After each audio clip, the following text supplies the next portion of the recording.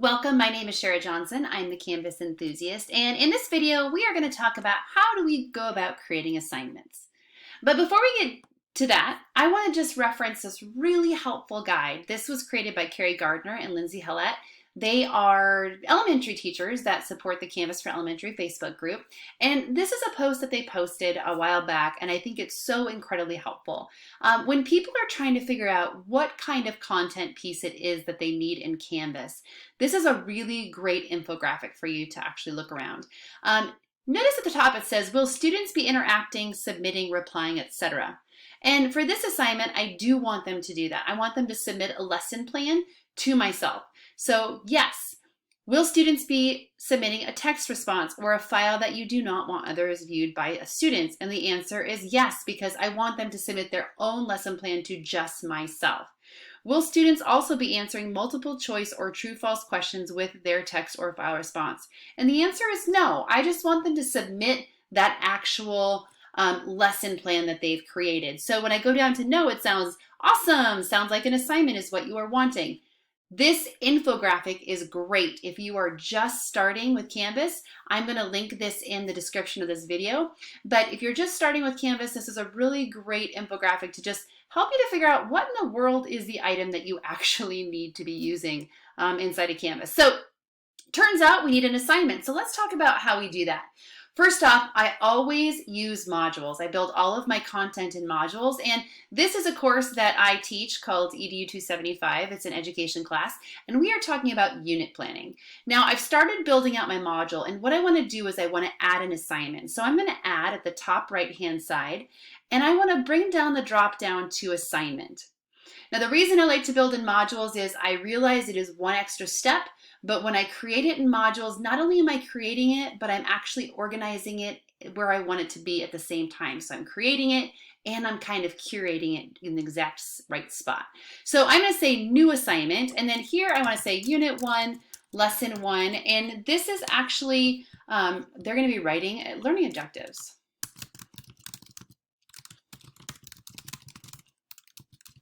Notice I have a naming convention that's pretty consistent throughout my entire module. Now, this is going to go to the bottom. It's not exactly where I want it to go. It's in my unit 1, lesson 1. So notice I have a naming convention. Oh, I forgot something. So I use little emojis. I'm going to go over to the right side. I'm going to edit.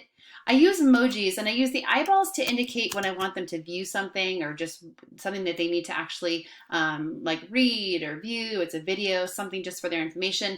I like to use a pencil when I'm having them complete something. I will use a video camera when I have them actually videotape something. So the shortcut on a Mac is Control Command Spacebar, and that just gives my students a really quick visual representation of what they're supposed to be doing with that object. Now to edit this, I'm going to select, get into that assignment, and here is where all the magic happens. So we're going to edit at the very top. This is where I'm going to place my prompt or my prompt for my assignment. So I am actually I have it on my left-hand screen. I'm copy and pasting for the sake of time. These are my directions. So make a copy of this. I've put a Google Doc in there with the command to force copy for them. Share it with your partner because they're working in pairs. Complete the following section for this assignment. Replace the directional text with your information, standards, blah, blah, blah. And then we're going to continue to add to this. So they're actually going to submit this a couple of different times. So I want them to file it away so that they can find it later. So that is my prompt for my students, and we need to give this some direction. So this is going to be worth 15 points. And this would be my assignment group. If you are using your student information system, those assignment groups might come over into Canvas. This is my demo course, so I don't have any assignment groups, unfortunately. I'm going to leave that as points. Now here is where we need to pay close attention. This is how the students are actually going to submit this. Now, if I select no submission, they have nowhere, no portal in order to get that actual lesson plan to myself. If I select online, which is what I'm going to do, they can then submit it via Canvas. If I do on paper, that's basically now I'm creating the assignment for directions, maybe to provide a rubric and to put it on their calendar, but I'm really expecting them to turn it in by hand. The last one is external tool. This would be all of your apps. So if you're wanting to create a Google Cloud assignment, which is in a different video that I've made, this is where you would go there. Or if you're wanting to create a Kami assignment, which is also in another video that I've made, you can go there. But today we're doing an online submission. I expect them to turn this into myself. Now, a couple of different things you need to know about this. A text entry will give them a box. I would encourage you to not use this unless it's just a few sentences. If the power were to flicker or something were to happen, unfortunately, students would lose all their information. So maybe a sentence or two, text entry is a really great option, and it's super, super simple. Website URL, this would be if you wanted them to provide a live website. Sometimes I'll ask my students to create infographics or timelines like Satori, and they can turn that via a URL, or they can share that with me. So that would be an option there. Media recordings would be an audio or video recording, and I would highly encourage you, if that's what you're asking your students to do, you only check this box. For you, that's going to be so much easier to grade because it will populate in SpeedGrader really nicely. And then lastly, file upload. And this is what I want to have done. I'm actually giving them a Google Doc. They're going to have it in their Google Drive, and they're going to submit it directly from their Drive. Now, do know, I have given assignments in the past that are choice boards, and the students can make a video, they can do a journal, they can create an infographic, and I give them multiple options on how they're actually going to submit what it is that they're actually creating. But for this assignment specifically, I just need them to actually submit that file. If I come down, this is a newer feature in Canvas. We can actually tell them how many times they can submit. Now, I'm a person that allows kids to redo stuff as long as they master the content. So I'm going to allow unlimited attempts, and I can also manage that on my side as well in SpeedGrader. But you can give them a limited number of attempts, and then you can tell Canvas how many attempts you want them to have. Now, this is a group assignment. So if I wanted to, I could create, I already have project groups built in. Because I'm having them work in pairs of 2, this means that if I have one student submit it, it submits it for both of them.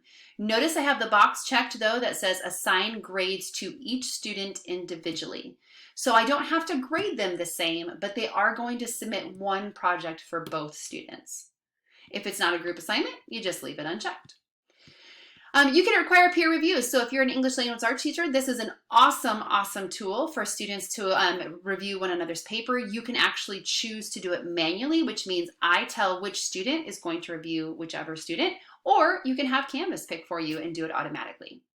Now we're to the assign to part of our assignment. And so here I'm going to assign it to period 1.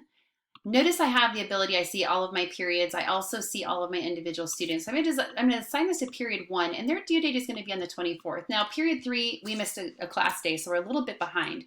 The due date, I can actually have at midnight, or I can adjust this so it could be 4 o'clock if I wanted it to. I can change that. Available means it opens up and it closes. So if I close it, they will not be able to submit it, by the way. I can differentiate. So notice I added the plus. So I can add, and now period 3 is going to have this due on the 26th. And so I can say they're going to have it due on the, actually I lied, the 25th, and we're going to have that due at 4 o'clock, and we can say done.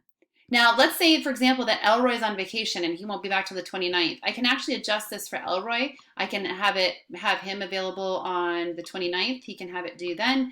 And so Elroy's going to have a due date. Everybody else has a different due date, and I can press save. Warning, not all sections will be assigned to this item. Would you like to go back to include? Nope, I'm good. So I've assigned it to 2 of my sections. And so I can see the differentiated due dates here. I can tell it was 15 points, and it's a file upload. Now, the last thing I like about this assignments page, and I did this a lot in my course this spring, was I used the rubric for grading because that was huge and it made my life so much easier. You can click plus rubric if you would like to create your own rubric. So for example, maybe I'm going to do a rubric here. Now I already have one, so I'm going to copy and paste. My description might be, the first one might be standard addressed. I'm not going to copy and paste that because we're talking about state standards. Super fun. I'm going to update that. Now, notice I have these ratings. So it's 5 or 0. So if I wanted to write full marks for this, I can enter this little pencil. I'm just going to paste in what I already have on my rubric that I've already created. And then I'm going to use the same for this little pencil guy here. I'm going to add that description. I'm going to do one more criterion. So I'm going to add a criterion. I can duplicate what I already have if I want, or I can create a new one, which is nice. And I'm going to say student learning objectives.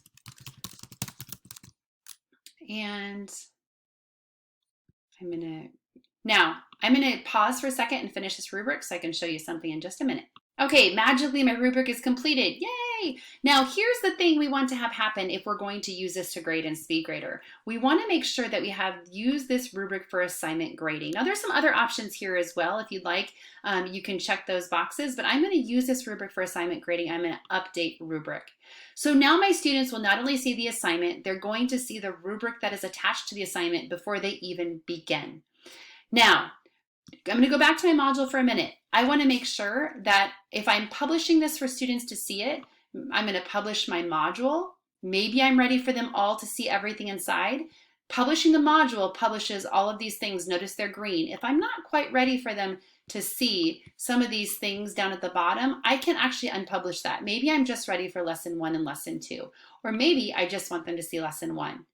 Why do I show you this? Well, as a teacher, you have the ability to practice all of the assignments that your students are going to see. So on the very far right-hand side on the home screen, you can go into Student View.